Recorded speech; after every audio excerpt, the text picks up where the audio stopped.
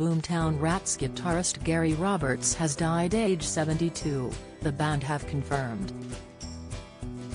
In the announcement, the band described Garry as the guy who summed up the sense of who the Rats are. A statement from the band, posted on their official Facebook page, read, "It is with a very heavy heart that the members of Boomtown Rats announce the death this morning of Garry Roberts, describing him as an old friend and great guitarist." The remaining members of the band, Pete, Bob, and Simon, Darren and Alex, extend their deepest sympathy to his family and friends. On a clear spring evening in 1975, in a pub in Dunleary, County Dublin, Garry became the founding member of what turned out to be a great rock and roll band, driven largely by that sound of his. A storm of massive considered noise that punched out from his overtaxed amplifiers and which animated not just the rest of the group but audiences he played to around the world. For fans he was the legend, and he was.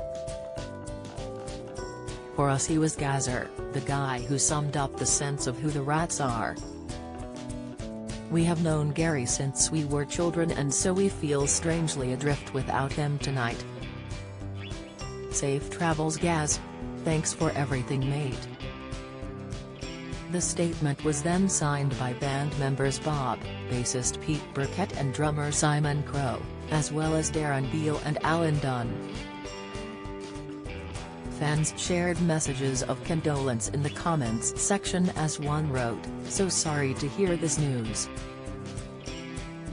Condolences to family, friends and the band." Another added, "R.I.P. Garry, a big part of the Rats' special sound, condolences to family, band and other friends.